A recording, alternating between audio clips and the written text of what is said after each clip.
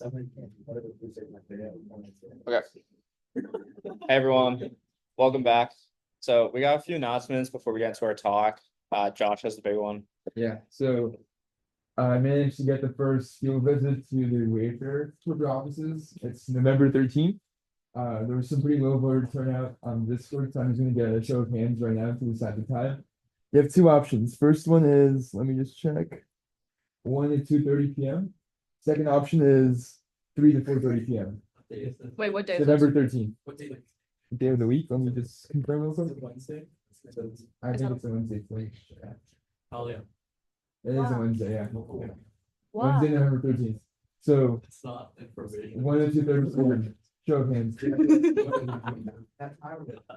That's at the offices at 1 p.m. up until 2:30 p.m. I think Not counting in transportation time. So I guess I think it is on the website. minutes. You get a tour of the offices from campus recruitment. hey, it's an And then I. at the same time, we get a more I and he's in-depth like, no. overview of the search ML stuff they do. So yeah. It's only right there. It's fine. Okay, so 1 to 2:30 p.m. Show of This hands. is a Wednesday. 1, 2. One, please. Wait, is No, 1 and a it? half. Wait, Josh, is this a Wednesday? Yeah, yeah. Yes. Okay, yeah, that's fine. 3. Yeah. My class is in at 1, so like that's fine. That's gonna work, yeah.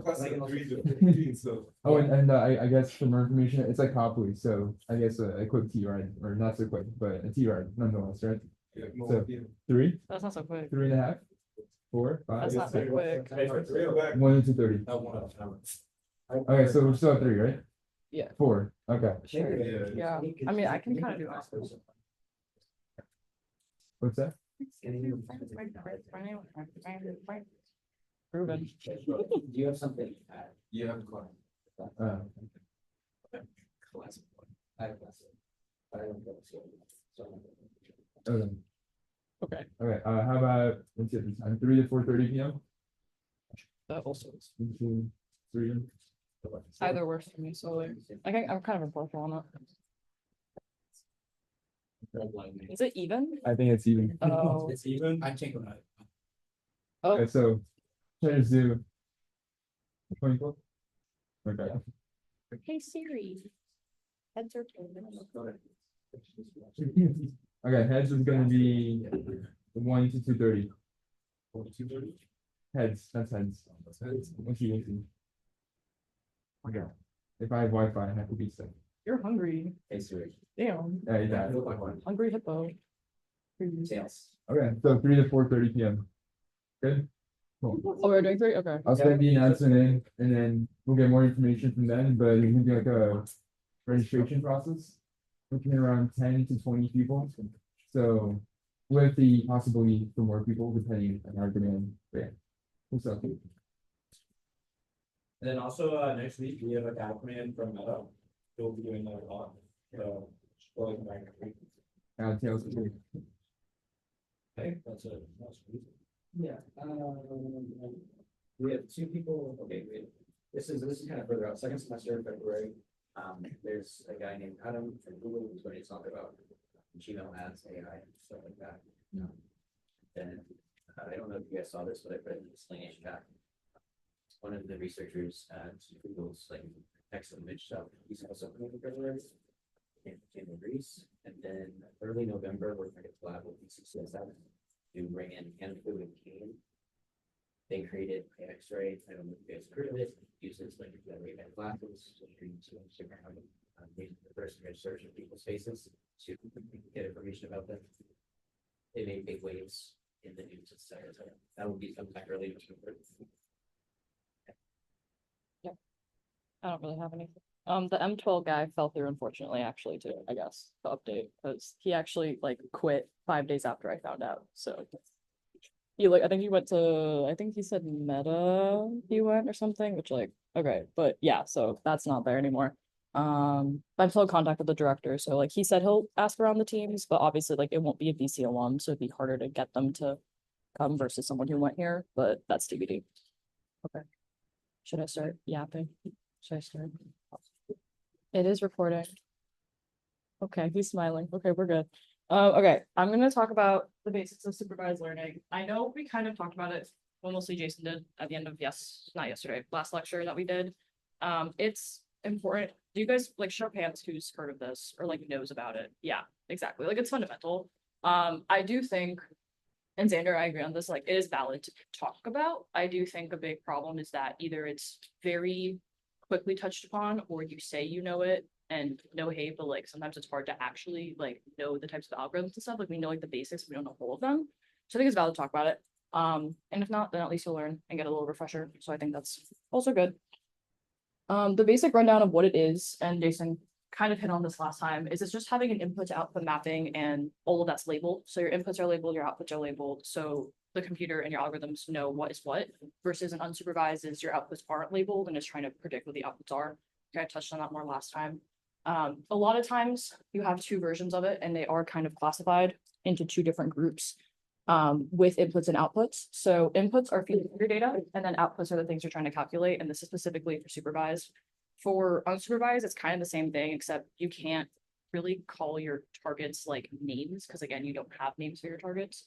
But for supervised, what essentially it is having your inputs and outputs and they're labeled and we have these cool names for them. I'm sure you guys have heard features before. I don't think people have heard targets as much. I don't think that's really used as much. I think people kind of just correlate it with outputs, but features are also equivocally used. So that's kind of a main thing that you'll see, which is more to talk about. These are real world examples. These are also like, I literally just Googled like, what do you think supervised learning is? This is what the internet and what the people in the world think. Honestly, the bottom right and the bottom left are kind of like the main ones. Those top two are kind of more so about like how people are like classifying it with the idea of like it's labeled data and you kind of give an output for something.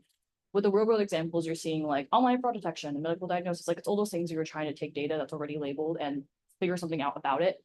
And then another thing that was cool is actually people were talking about like Cortana from Microsoft that actually has some supervised in it, which I thought was cool. I actually didn't even know that myself. And then there's stuff with like ATM systems and like biometric identity with like your thumb or your face. Like sometimes they'll actually supervise learning. So one thing I did learn, I didn't think I needed that. So yeah, so these are the two main types I was talking about, classification and regression. I think you guys have probably heard of like logistic regression and like linear regression. Those are kind of thrown around as like, I think the most popular ones. There's also classification. So we're going to go through both of them and like the main algorithms in them that are normally used. And I have like the map behind everything on the slides. These are kind of definitions for them, like generally, and these are from notes from a course I took at MIT. This is kind of how they classified it for like, if anybody was learning this, like this is how we would word it. So classification, they're saying predict a category from only two categories, AKA you have inputs that you know of, and you're trying to find output with something else. And you can have multiple inputs. So that's this idea of you can have multiple features. And then regression is predicting a number from infinitely many outputs, which is kind of like, instead of binary, like different categories with regression, classification, regression is obviously more robust. So classification's like categories, well, regression's more numerical and can kind of be more robust. So classification, logistic regression, decision trees. Have you guys heard of K nearest neighbors or like K means is also the thing? Like, okay, yeah. So these are all those top ones. Again, classification is discrete values because they're categories. So like 0, 1, yes, no. For the hackathon, we were talking about supervised learning classification for moods. So it was like yes, no, neutral, I believe, or is something like that. Like that's also again a classification because they're categories. So I'm just going to go through those top 4 real quick. So this is logistic regression. This is the rundown. This is kind of how all the slides are set up so you guys can kind of get the vibe. And then also if you want to see like the math behind it, because if you guys are coding these, you just will type like logistic regression and put stuff in, but like this is what your computers do. That's what that function is doing. So logistic regression is used for binary classification, right? So like yes, no, positive, negative, neutral, like that's classification. And instead of predicting a number, it predicts a probability. And it will equivocate what it classifies your output as based on a probability threshold, if that makes sense. So we were talking about this for the hackathon specifically. We actually literally used this. We said, I think we had it where it was like neutral was like if your probability was like 0.75 or something like that, or like in a mid-range, it would be classified as neutral, for example. But if it was like 0.9 or higher, it was yes. Like you can kind of do it like that. So this is just the math behind it as well on the bottom. So you have, again, you have probability equation and then mathematical constant. And then the P's down there are your combination of inputs. And you can see here that there's a B0, there's a B1, aka that equivocates to you could have multiple inputs, multiple features. That's what that means. Features and inputs mean the same thing. I'm kind of switching around from them, but that makes sense. Do you guys have any questions on this? This is like the most like supervised learning, here's what it is, like thing.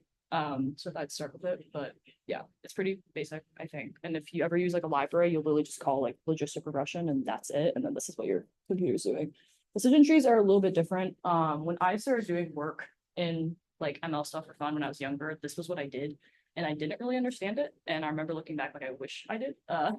So it's essentially like if you guys have done like decision trees for CS classes and you have like roots and you keep going down branches, like it's the same idea, but you start and then you do yes no questions until you reach a branch that is your decision. So you could have like, I don't know, is it like you start with an animal and it's like, does it have ears? Yes or no, and then you could go into different branches based off of that. Like, does it have this color fur? Yes or no, and you keep going until you reach like, I don't know, zebra or like lion or something. That's an easy example. But for decision trees and classification, it's used a lot. Actually, I was looking into this for like, which was really weird actually, but like the grades of people, like it was used a lot in like school systems and like admin bases. If people did use this, I don't know why, and you could do like an SQL search, but that was when I saw it mostly used. And besides that, you can obviously do it for like classifying other data, I guess. But I think the most I've seen this is like to practice one of many supervised algorithms. And then the math behind it is literally just you're splitting trees at nodes, and those are yes or no, so it's 50-50. You just keep going down. Do you guys have any questions on that? I know I kind of like went through that really quick, but I feel like this one's a little bit more simpler to get because it's kind of just like yes, no is going down and down. But yeah. So fun fact, all the math behind it, what I did was I went into ChatGPT with like old text notes from like MIT and Stanford, and I was like, give a basic rundown. That's what it gave.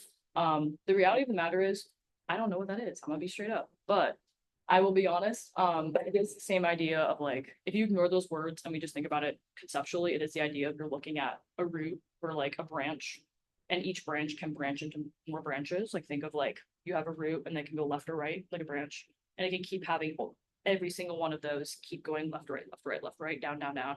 So every time making a decision, it can go either left or right, and you just keep doing that again and again. The math behind that, I honestly have not looked out in a while, mostly because I don't see it used a lot anymore. I don't know, Jason, have you seen decision trees a lot? I haven't. Like, I barely see. Yeah, it's not really used. It's more of a conceptual like.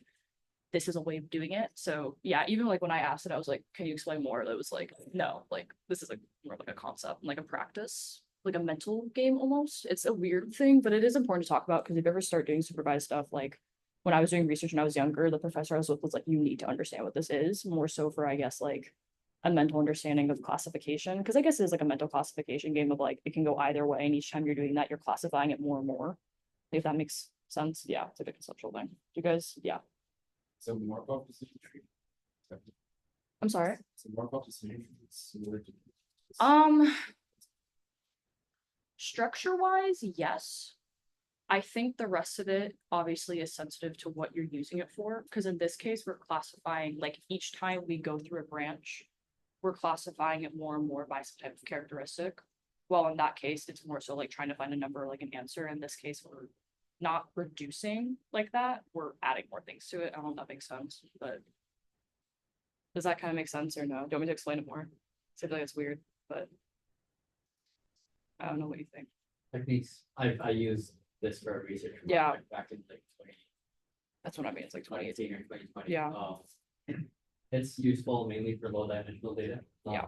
So You can't go down that much, like big data. Yeah. So you have like spreadsheets with like 100 data samples. Yeah. Do this instead of deep learning. Deep learning will fail because Yeah. probably. Yeah. But what I will say is like, I remember when I was doing it, the data set I used it on had like 250 entries. Like if you had more than that, like that's not when I was using it. So again, it's a basic thing. But like what I was saying, like when you go down the trees of a decision tree, you're adding more things to what you're trying to figure out. So like I was saying, like animal example, by when you get to your answer, you would have already known like if it has ears and if a color fur it has. In the beginning, you didn't know that. So it's adding more features as you go essentially, and like classifying it that way. It's a little unused, so I feel like it's not as cool and as important, but it's valid. This is KNNs. I know you guys know what this is, so I don't really want to like talk about this for hours. But this is the same idea of like K nearest neighbors. And if you ever see graphs for it, it's like taking data and essentially grouping them based on how close they are to each other.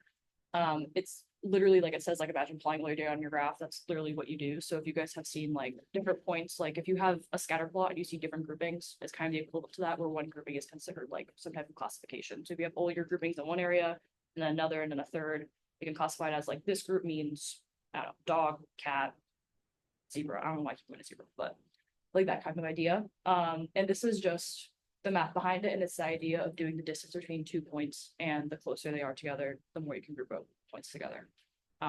And it's used much, much more. And I know you guys know that because I said it and you guys are like, yeah, I know what that is. So yeah, it's much easier. Do you guys have any questions on that? I feel like you guys have heard this a lot probably. But the graphs behind it definitely are easier to understand it with. But yeah, okay. And I'm like going through it. I feel like that's the easiest way to learn this. So the vector machine, I actually had not done anything with these before, and I think that's why I don't know it. When I've heard of this from like professors I've talked to, they're all just like, why would you use this? But this is one of those rare ones where it's like, this is another supervised thing. And it's kind of weird and it's kind of random, but it's a thing. And it's just the idea of, if you guys have seen, like, I think the only time I've seen actually is MIT, but you just have a ton of data on a graph, like a scatter plot, and you'll find a line of best fit that's able to classify them into two classes and put a line in between them to divide them. So if you've seen like, kind of like the k-means, if we think about like grouping data into groups together, rather than grouping data, you would have like a ton of random data everywhere, and you'd find a line that would best be able to split them into two, and each of those splits are two different categories. The thing with this is that obviously like it's most effective when most of your data points near each other are similar, and if they're not, then obviously that best fit is going to have some outliers or it's not going to be as accurate. So that's one thing to account for. But this is another option. I honestly think like out of all of them, logistic regression and k-means are probably the most popular two that you've probably heard of. But that's kind of it. Do you guys have any questions right now? Okay. Okay, we're done. We're done with that. And then the other thing is regression. These are the other ones. Classifications, again, all those really basic things we talked about. And then regression is that idea of, rather than like classifying into a category, we're classifying it more as like a number or literally anything else rather than some type of binary category. So these are the three most popular ones. Linear regression, right? That's probably the most popular one you've heard of. Also, random forest is pretty popular. I've used it sometimes. I definitely think classification is what you think of mostly with supervised learning. So I understand that this isn't like, oh my God, this is so cool and so fun. But this is the other side of it. So it's worth noting, essentially. So linear regression, I know you guys have heard about this. Stats, right? Anything else you've probably done here. The image as well, it's so sad. But this is really just a line of best fit. This is all you're doing. This is technically a supervised learning technique if you want to use it. Super basic. Similar to the SVM thing where you're taking like for classification, you have that like line that divides the data into two groups. Rather than that, I know you guys know what the line best fit is. It's obviously like for all your data to find one that can fit your data the most.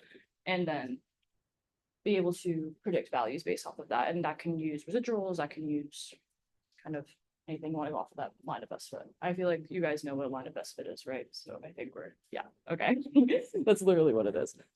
The other one is polynomial regression. So this is just, instead of fitting a line of best fit, a linear line, you're just fitting a curved line. That's the only difference. And it still has the same idea as when your apples not linear. So you could have more varying data, you could just have a quadratic relationship. It could be anything of the sort. It's just not going to be as easy as like you plot a line and it's a linear line. That's the difference.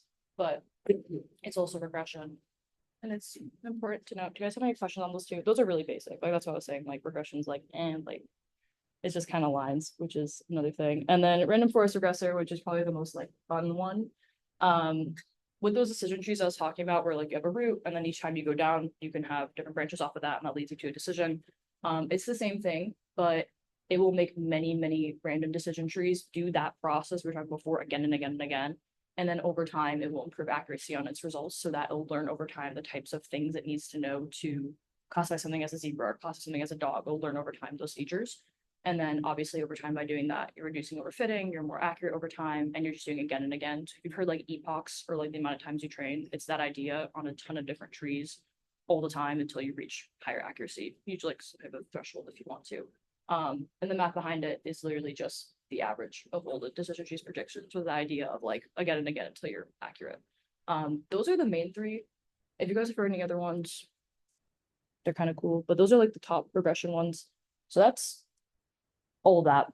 That's like supervised learning in like a, I don't even know how fast that was, like a 20-minute nutshell. When I was younger, I used classification regression to literally, oh my God, I had like a public data set and I was classifying with actually every single one of these algorithms besides SVMs and random forest regressor to just see how accurate like a data set was. And I thought that was so cool. And then the older I got, I realized that was like literally just pressing a button and looking at values. And that's kind of what I want to talk about, because I know we talk about like precision and recall and all that, but in practice, before like we get to all that, this is literally what you would do. I know we talk about like we have all these different libraries and they're really fun and we can call a function and do it. This is obviously the outline. I think you guys have seen this. If you haven't ever used like libraries, and some people in the room have talked about like learning more about it and everything, like this is kind of how I approach it. You can approach it however you want. This is, I feel like the standard factory way of using any ML algorithm, at least in my opinion.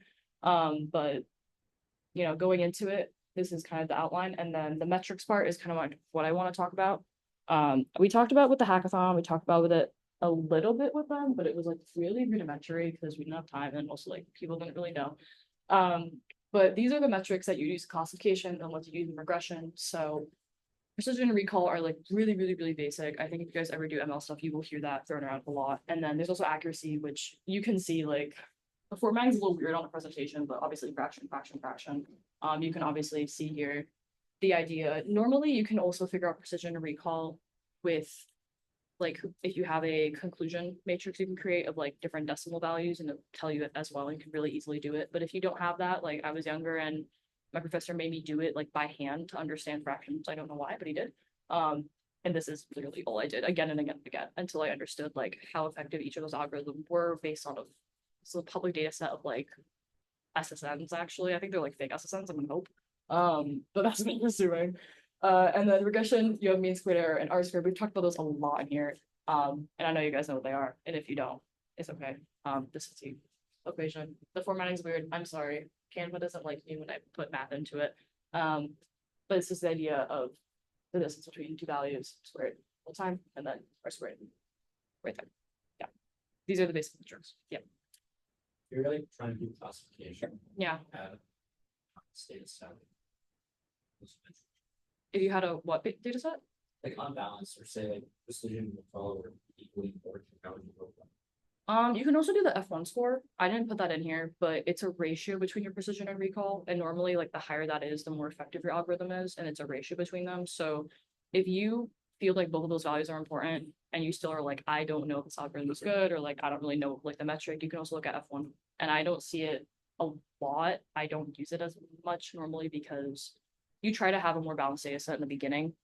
If you're gonna ever do it, right? I was talking here like collect labeled data for supervised learning if you're collecting labeled data, but you can also go through and clean your data in the beginning, and that would try to help that. But yeah, you use F1 score.